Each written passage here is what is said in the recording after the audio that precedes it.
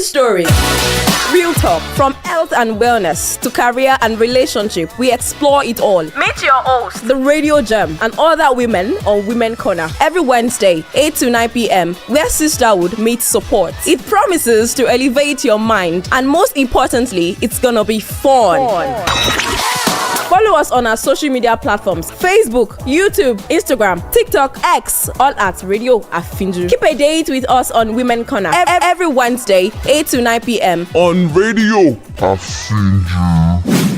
Man, well na day We mount. na time to talk about life, love and everything wey dey inside. No judgment, no filter. We dey talk am as e dey be. The gathering of men that pour out their minds on issues surrounding relationship. It's always odd, deep, revealing, and educative. Join Men Mount on Radio Afinju every Thursday for tori wey go make your body kulele. Abi you sef get experience wey you wan share? We dey there for you gidigba.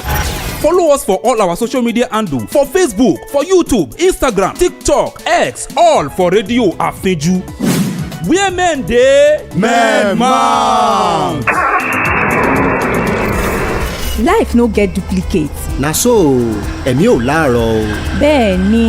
tẹ́ jẹ́jẹ́ o. bẹ́ẹ̀ ni o. make you take am easy.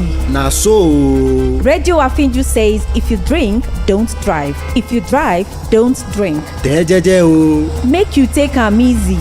na so o. This awareness is brought to you by Radio Afinju. Wherever you're listening or watching Radio Afinju, the time is 3 p.m.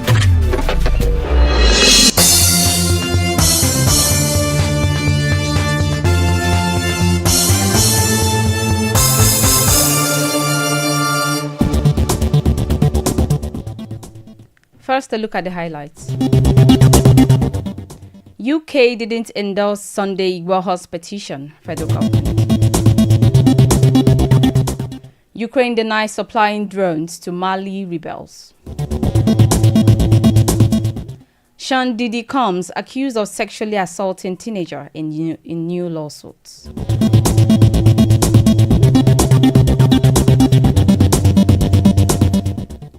Good afternoon and welcome to the World News on Radio Afinju. My name is Pearl Durotoye. The news in detail.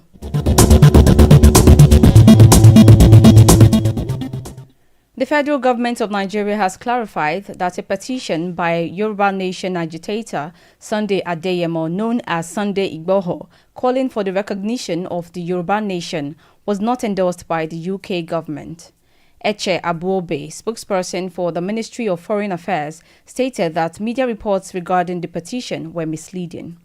Following these reports, the British High Commissioner in Abuja emphasized that such petitions had previously been rejected by the UK Parliamentary Petitions Committee and the government. Igboho, through his spokesman Olayomi Koiki, claimed he submitted the petition to UK Prime Minister Keir Starmer on behalf of Yoruba Nation leader Adebanji Akintoye.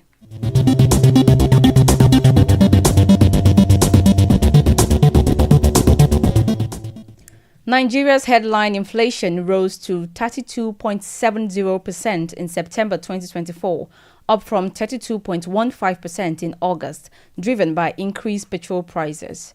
The National Bureau of Statistics, NBS, released this data in its Consumer Price Index and Inflation Report today, indicating a month-on-month increase of 0.55%. Year-on-year, inflation is 5.98 percentage points higher than September 2023's rate of 26.72%.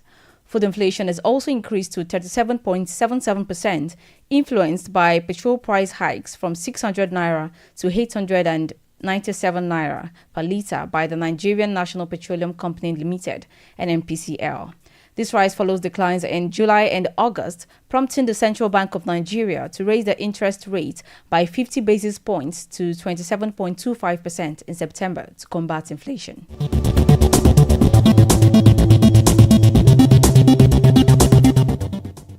Minister for Works David Nweze Umahi has hired 6 senior advocates of Nigeria, SANS, to defend him in a legal suit concerning the 15 trillion naira budget for the Lagos-Calabar Coastal Highway. The sons include Abiodun Owonikoko, Mahmood Mogaji, and others, as confirmed in a memorandum of conditional appearance filed in the Federal High Court in Lagos. The lawsuit was initiated by rights lawyer Olukoya Ogungbeje, who seeks a court order for Umahi and the Federal Ministry of Works to disclose details of the budget, citing violations of the Freedom of Information Act. Ogungbeje's case follows the ministry's failure to provide the requested information. Key relief sought by Ogungbeja includes a declaration of the respondent's violation of the Act, an order compelling them to provide the information, and a 20 million naira fine against Umahi for denying access to the requested details. Justice Akintayo Aluko allowed Ogungbeja to seek judicial review and set a hearing for January 27, 2025. The respondents, including Umahi, have not yet filed official responses beyond the memorandum of conditional appearance.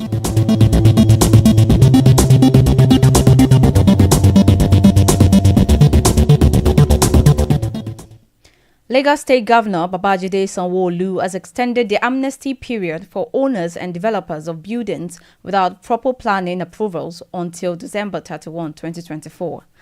This extension allows more property owners to regularize their buildings without facing penalties. Originally, the amnesty period ran from May 2 to July 30, 2024, and was extended from August 1 to October 31 due to high application rates. Now, property owners have until the end of the year to benefit from this program. The Commissioner for Physical Planning and Urban Development, Oluyinka Olumide, noted that the amnesty waives penalties and offers discounts for prompt payments. To apply, owners must submit required documents at designated offices. Governor Sanwo-Olu stated that this initiative aims to alleviate economic challenges in the construction sector while ensuring compliance with planning regulations for a sustainable Lagos.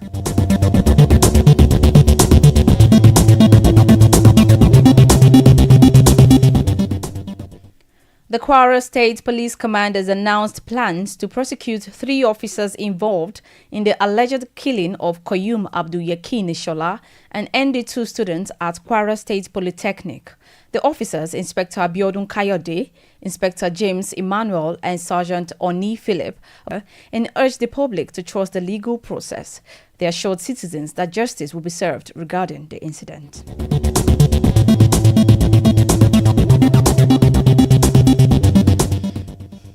The Lagos State Police Command has charged Chiagoziem Obi and Joseph Mkpokpo in an Ojo Magistrates Court over the alleged theft of chairs valued at 9.6 million. The men faced 2 counts of conspiracy and stealing, to which they pleaded not guilty.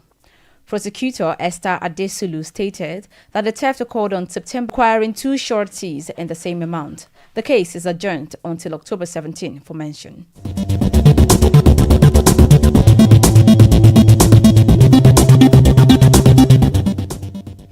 Away from Nigeria, Ukraine has rejected allegations of supplying drones to rebels fighting the Malian army and Russian-backed mercenaries. This denial follows a report from Le Monde claiming Ukrainian drones were aiding Tuareg rebels with support from Kyiv. Mali's junta government ended its alliance with France in 2022, seeking help from Russia to combat a long-standing Islamist insurgency. Despite this shift, the Malian military has faced heavy losses. In response to accusations from Mali, Niger, and Burkina Faso of supporting terrorism, Ukraine's foreign ministry issued a statement rejecting the claims. They emphasized that Ukraine has not supplied unmanned aerial vehicles, UAVs, to the rebels. Ukraine also diminished further allegations of arming and providing intelligence to a terrorist coalition. The ministry called for an end to what it described as false information reflecting Russian propaganda.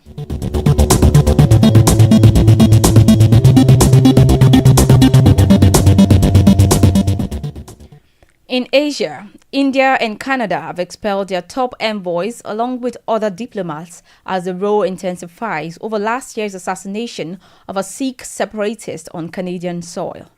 Canadian Prime Minister Justin Trudeau said his government responded after police began pursuing credible allegations that Indian agents were directly involved in the killing of Adib Singh Nijjar. Canadian police accused Indian agents of involvement in homicides, extortion, and violent acts, and targeting supporters of the pro-Khalistan movement, which seeks a separate homeland for Sikhs in India.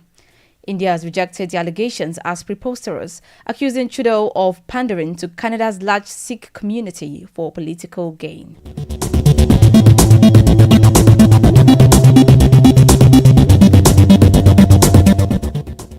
North Korea blew up parts of two major roads connecting to South Korea today, escalating tensions as Pyongyang warned of plans to cut off its territory from the south. According to South Korea's Joint Chiefs of Staff, JCS, the explosions targeted the Gyeonggi Line on the west coast and the Donghae Line on the east coast around noon local time. South Korean Defense Ministry video captured the explosions and subsequent work by heavy machinery to further block access to the roads. The JCS noted that the North was conducting additional work at the sites, but did not provide specifics. It is reported that in response to the blast, the South Korean military fired shots in the vicinity south of the military demarcation line and is closely monitoring North Korean military movements, maintaining a fully readiness posture in cooperation with the United States.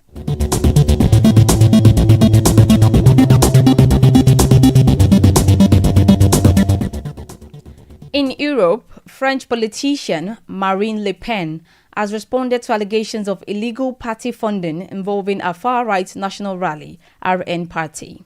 Le Pen and over 20 senior party members are accused of hiring assistants who work on party matters instead of their roles in the European Parliament. In a court appearance in Paris on Monday, Le Pen argued that parliamentary assistants paid by the EU naturally engage in political work, as that was their primary motivation for the job.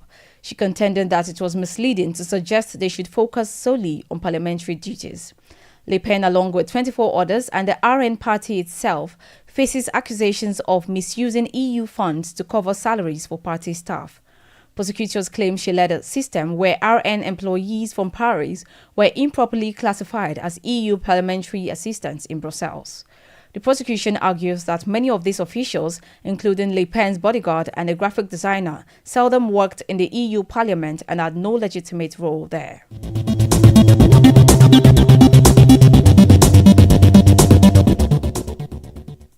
A court in Moscow has sentenced a French researcher to 3 years in a penal colony for breaking Russia's controversial law on registering as a foreign agent. Laurent Vinacher, who worked for a Switzerland-based conflict mediation NGO, was arrested in June while gathering what prosecutors say was information on Russia's military. During the court proceedings, Vinacher spoke in Russian, expressing remorse and stating that he was unaware of the need to register as a foreign agent. He acknowledged his guilt and recited a verse by the renowned Russian poet Alexander Pushkin, emphasizing his respect for Russian culture. The ruling has drawn significant criticism from the French government, which described the sentence as extremely harsh. French officials have called for Vinacher's immediate release, urging for the situation to be rectified. Vinacher's defense team has announced plans to appeal the court's decision, asserting that it did not intend to violate any laws and highlighting the challenges faced by researchers and NGOs operating in Russia under increasingly stringent regulations.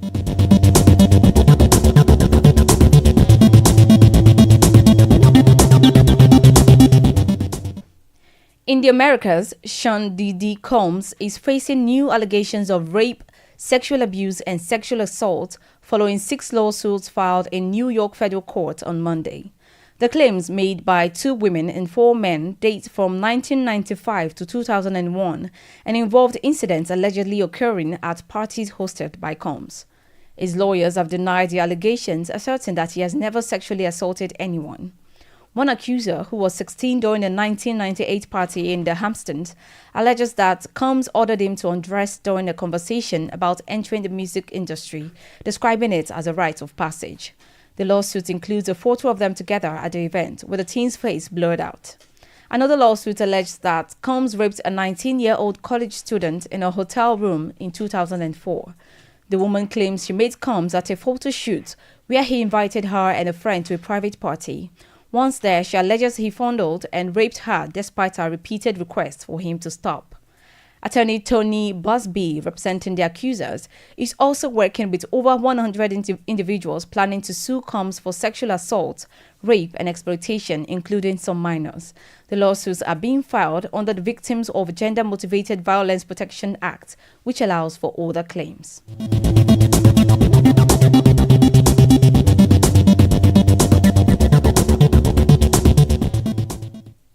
A Canadian boba tea company, Boba, has issued an apology after actor Simu Liu accused them of cultural appropriation during an episode of Dragon's Den. The Quebec-based brand pitched their products as a healthier, convenient version of traditional bubble tea, which Liu challenged by questioning their claims of disrupting a Taiwanese beverage and whether their team understood its cultural significance. The episode sparked considerable backlash on social media, leading Boba's owners to acknowledge Liu's concerns and commit to re-evaluating their branding and marketing to better honor the drink's cultural roots. Liu clarified on social media that while he chose not to invest in their venture, he did not condone harassment of the entrepreneurs. Initially, Judge Manjit Minhas agreed to invest in Boba, but later reversed her decision after considering public feedback. She condemned the hate directed at the entrepreneurs, emphasizing that sending threatening messages is never acceptable. In the Middle East, one person was killed and 4 others injured in a shooting near Ashdod, Israel today. Hospitals in the area reported that one victim is in moderate condition, while 2 others sustained light injuries. The deceased was pronounced dead on arrival at the Asuta Ashdod Medical Center. Kaplan Medical Center in Rehovot received a 37-year-old man with a gunshot wound to the leg. Israel's emergency service, Magen David Adam, MDA, reported receiving calls about a shooting at 11:06 a.m. local time on Highway 4, which connects Ashdod and Tel Aviv. Israel Police Assistant Commissioner Asi Aharoni described the incident as a terror attack and confirmed that the shooter has been neutralized.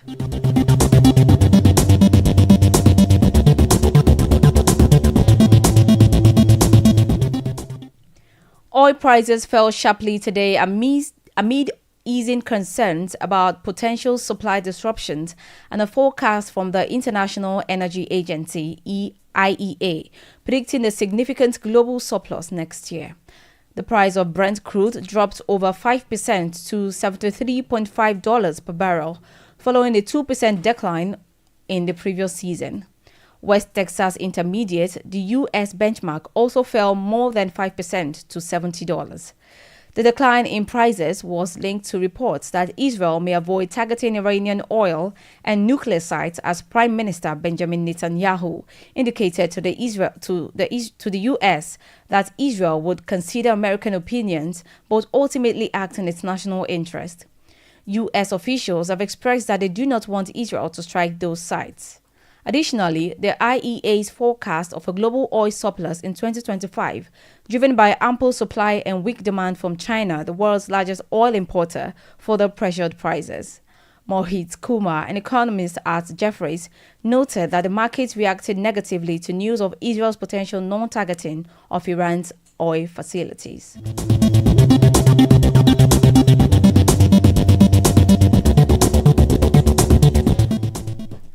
Now talking sports, the Confederation of African Football, CAF, has delisted the second leg qualifier between Nigeria and Libya for the 2025 African Cup of Nations.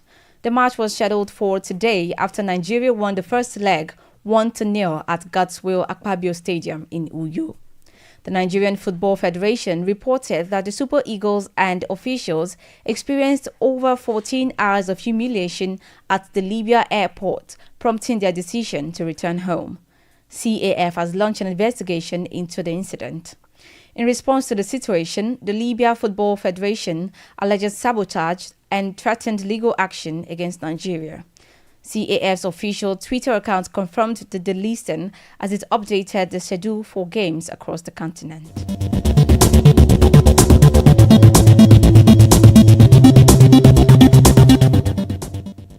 Before we go, here again are the highlights.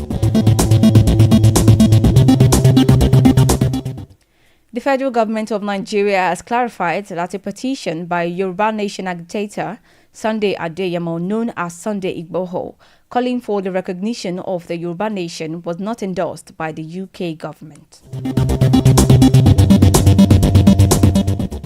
Elsewhere,